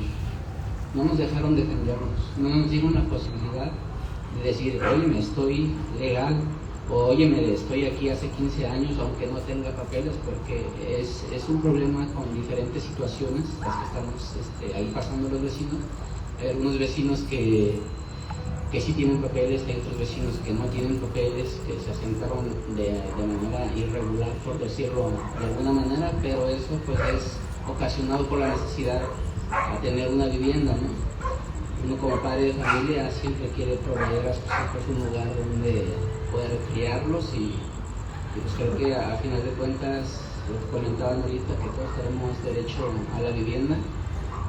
Era un lugar que desde nuestro punto de vista no era un lugar de riesgo.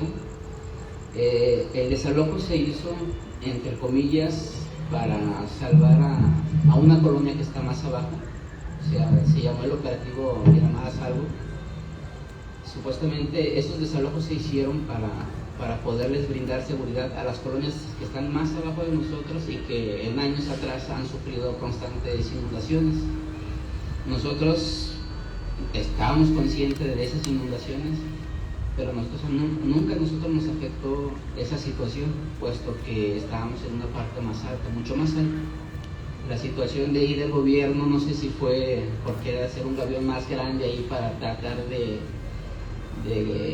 reducir la velocidad del agua con la que baja, pero pues resultó fallida, porque aunque nos derrumbaron, socavaron nuestros terrenos, modificaron toda la morfología del terreno para hacer supuestamente un estanque más grande y disminuir la velocidad del agua, pues en ese mismo año volvieron a sufrir inundaciones los vecinos. No sirve de nada.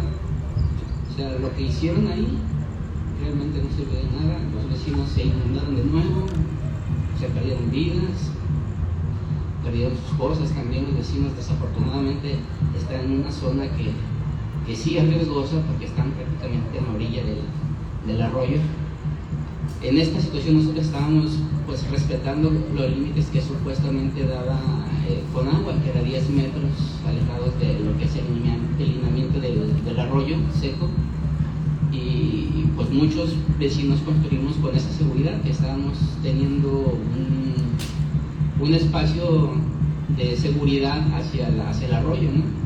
Pero bueno, se manejó por lo oscurito, creo yo, porque nunca, como les había comentado, nunca nos avisaron, nunca nos dieron un acuse.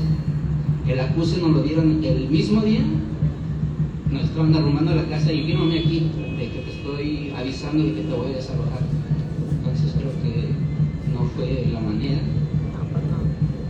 Nos agarraron desprevenidos completamente, o sea, a las 6 de la mañana, muchos estábamos llevando a los niños a la escuela, ya no pudimos entrar.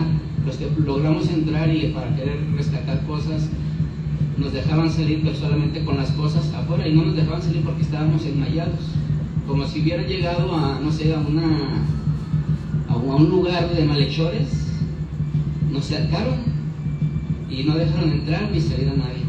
En cuanto empezaron a hacer los derrumbes, no importó que trajéramos papeles, de que les pudiéramos comprobar que teníamos papeles y que estábamos en un lugar reconocido por el RAN. Entonces, pues nos vimos vulnerados, no supimos qué hacer, no nos pudimos organizar. Los vecinos, cada quien estaba corriendo para salvar sus cosas, sus papeles, sus documentos importantes. Muchos no se quisieron salir y tumbaron puertas y los obligaron, golpearon a menores, a ancianos, enfermos, los sacaron. No hubo humanidad, se pisotearon muchos derechos humanos ahí en esa situación. Ahorita, gracias a la licenciada Carla, que nos ha estado apoyando desde el inicio, estamos teniendo como asesoría legal, y como comentan que ya tenemos un año, hoy se cumple un año de eso, y estamos en pie de lucha. Pasamos por muchas situaciones, nos quedamos en la calle las primeras 2-3 semanas. Algunos vecinos nos refugiamos en cocheras con familiares. Había también muchas personas de pueblos originarios que pues también se quedaron en un cartón con sus hijos. O sea, fue devastador, y eso a las autoridades pues no le tocó el corazón. O sea, simplemente no sé para quién gobierna.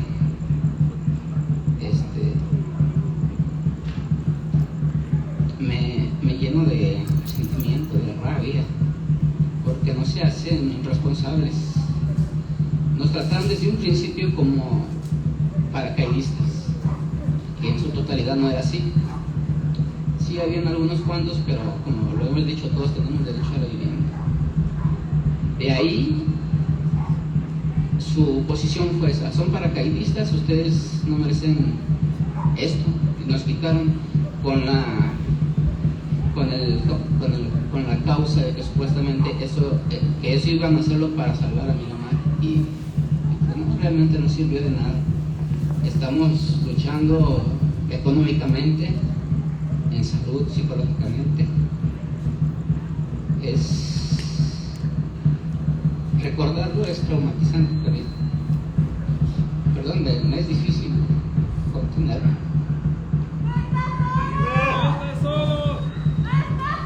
Gracias. Y pues, agradecemos a todos los vecinos que nos dieron ese apoyo para visibilizar más este acto en contra de los derechos humanos de todas esas personas que sufrimos el desalojo forzoso. Y pues no sé, hay muchas cosas que quisiera platicar, pero a lo mejor me salgo del tiempo. Ustedes me dicen si tengo suficiente o paro o continúo, por favor. Habemos muchos vecinos que tenemos negocios ahí, estéticas, carpinterías, de aluminio, vidrios.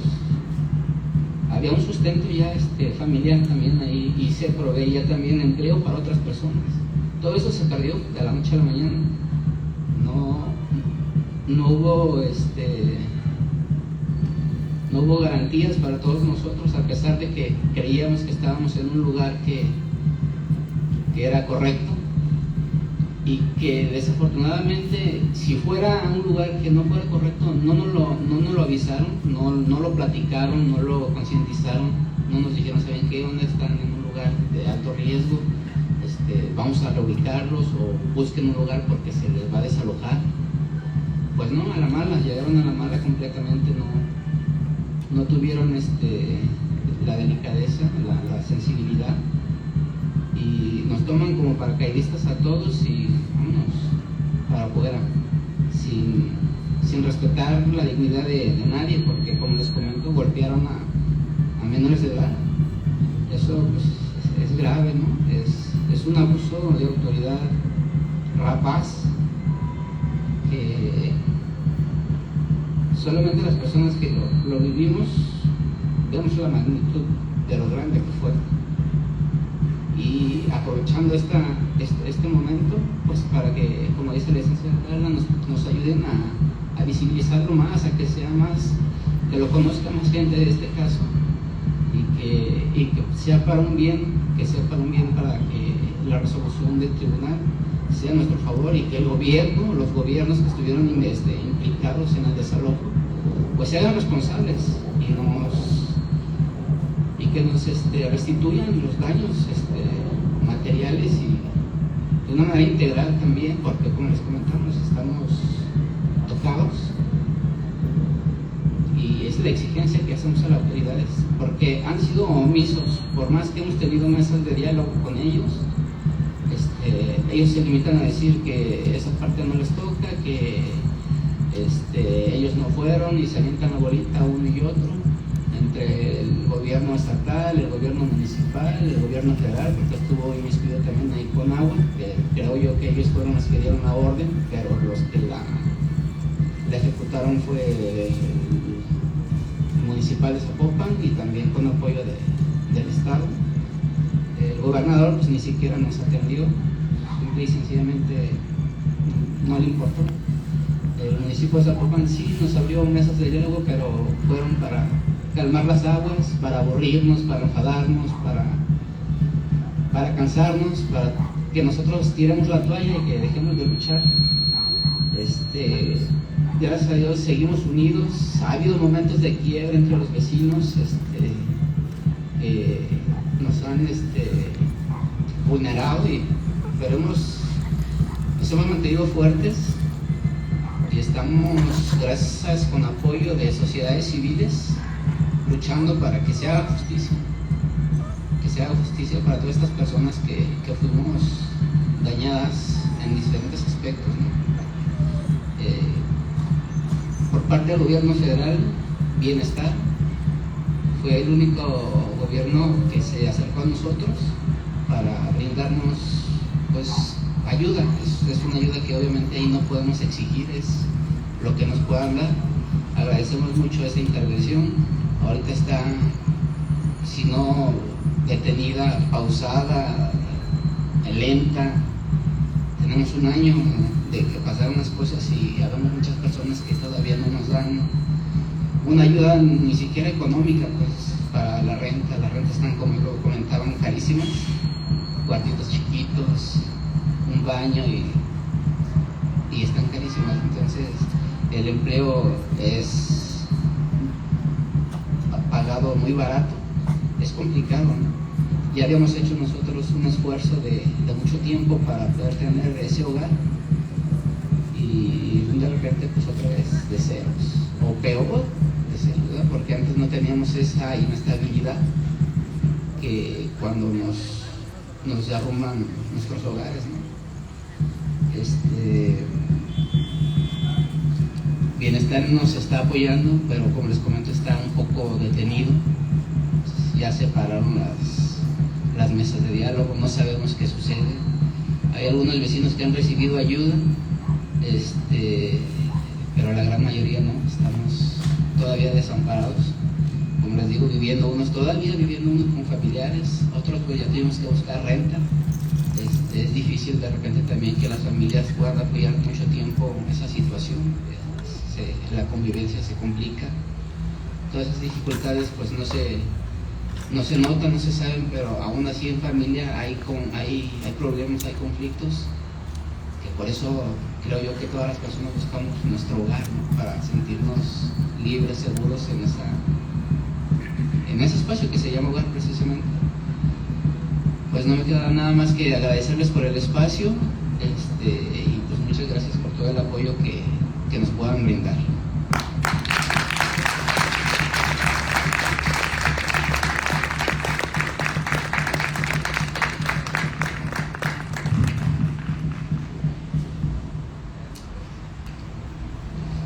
Bueno, ahí, micrófono. Les agradecemos mucho a los vecinos de La Floresta, también a Techo, que ayudaron a hacer la gestión, la organización, que le dieron ride a Carla también. Entonces muchas gracias también a Techo Jalisco. Y bueno, hay un micrófono inalámbrico, yo no alcanzo a ver dónde está, pero por favor ayúdenme a moverlo para recoger también participaciones de la audiencia. Hay una mano levantada que llevo viendo desde hace mucho allá y también acá al frente. ¿Quién tiene el micrófono? Rafa, súper.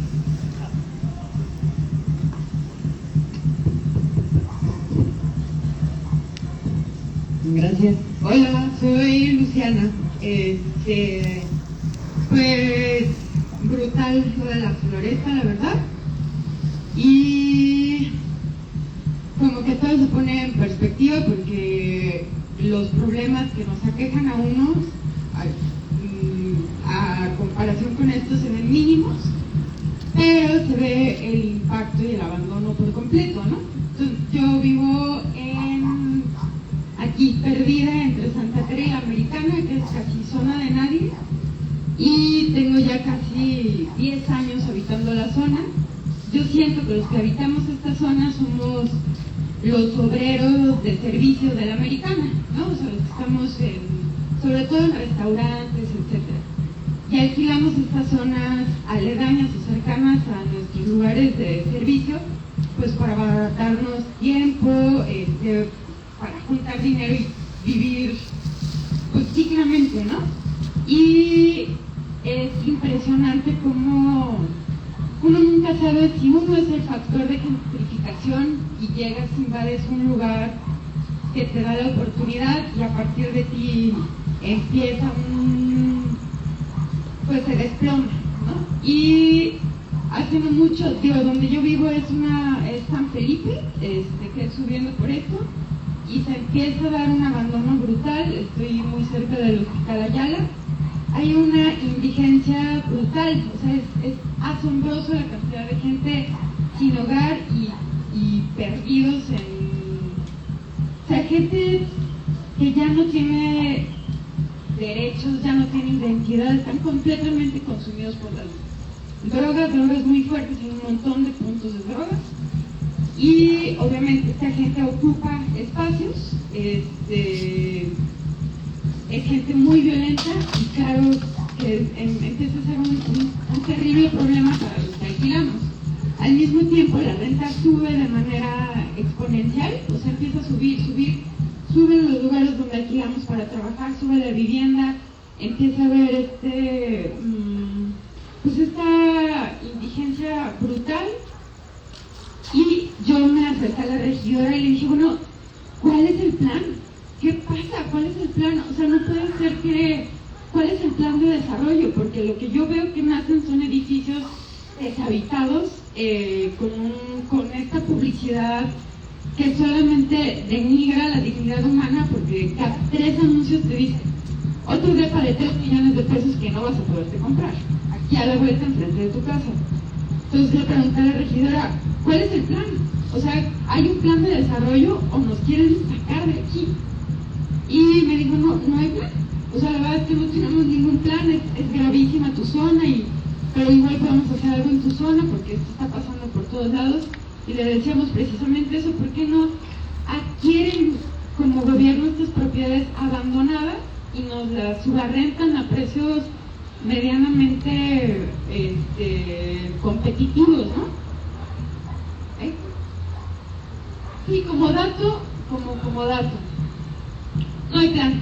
No hay plan que la violencia nos azota de una forma brutal y es súper complicado organizarse con los vecinos porque uno es el que alquila, ellos son los propietarios, ¿no? Entonces, yo sí lo veo desesperanzador.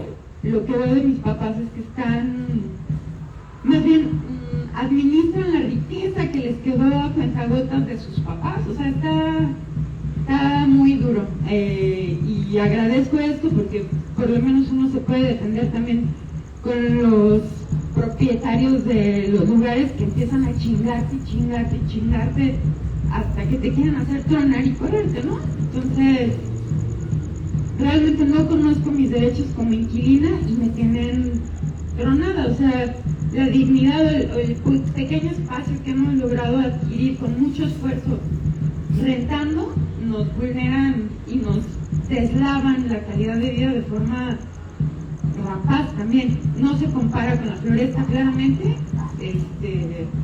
pero pues si nos pasa a uno, nos va a pasar a todos, ¿no? Somos un organismo vivo con una amenaza latente a 2 casas y ya.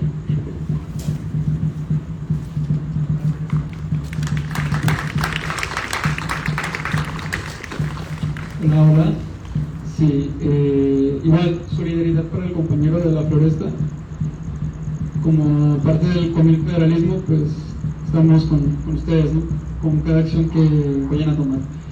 Y bueno, una pregunta que me surgió fue, en su experiencia cotorreando, ¿no?, con las colectividades, ¿qué estrategias han usado las colectividades para hacer frente ante esos grandes problemas, ¿no? La desterritorialización, el despojo, la gentrificación? Porque todos terminaron hablando un poco, ¿no?, acerca del apoyo mutuo, de la solidaridad, del trabajo en equipo, de lo colectivo, pero también sobre el Estado, ¿no? Y bueno, en la experiencia que yo tengo, ¿no?, como antropólogo, he visto cómo es que muchas de estas alternativas han terminado pues en fracaso, ¿no? O sea, han sumado nuevas formas de dominación, ¿no? Se recrea y permite que pues las colectividades terminen siendo pues más afectadas, ¿no?, con el paso del tiempo. Compañeros, maestros hablan de la hidra, ¿no?, de este gran enemigo que no solo se puede identificar como capital, ¿no?, sino también como patriarcado, también como parte de la ciencia y como parte del Estado también, ¿no? Hablan de esta entidad, ¿no?, que es muy difícil de enfrentar, ¿no? ¿Y qué más? Y bueno, si nos ataca una, si nos ataca el capital, si nos ataca el Estado, si nos ataca a la ciencia y al capital, creo que ya lo dije 2 veces, no se puede acabar con este gran problema, ¿no? No se puede atacar a una sin atacar a la otra. Y bueno, ya para terminar, dejo pues ahí la pregunta. No creo que la lucha de clases sea el actual rival, ¿no?, de todos estos enemigos, sino que es la lucha por el territorio. Y nada más. Dejo el micrófono.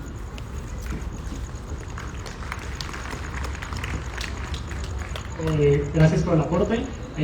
una de las cosas que nos importa mucho desde Vivienda Ya es justo darle voz a toda la diversidad de colectivos, entonces más que como apuntar la pregunta o dar una respuesta como muy larga, más bien dejo que la misma audiencia conteste de qué estrategias hay. Nada más para poner cosas muy rápidas de algunos ejemplos, pues en la Floresta hicieron un proceso de amparo, ¿no? En Tezistán, que hace poco intentaron desalojar a 270 personas, pues usaron la acción directa, no se dejaron sacar y pusieron un campamento y dijeron de aquí no nos mueven. En el Parque San Rafael se pusieron a estudiar su parque para saber toda la riqueza cultural, histórica y ecológica que tiene, y con eso hicieron argumentación legal y ganaron un caso, ¿no? Y frenaron unas obras que aún las han echado a andar, pero los vecinos las siguen frenando. Pero dejo más bien que la audiencia siga con esa respuesta de estrategias. Hay una mano levantada por allá desde hace muchísimo tiempo, perdón. Ay, detrás de ti, Rafa, perdón.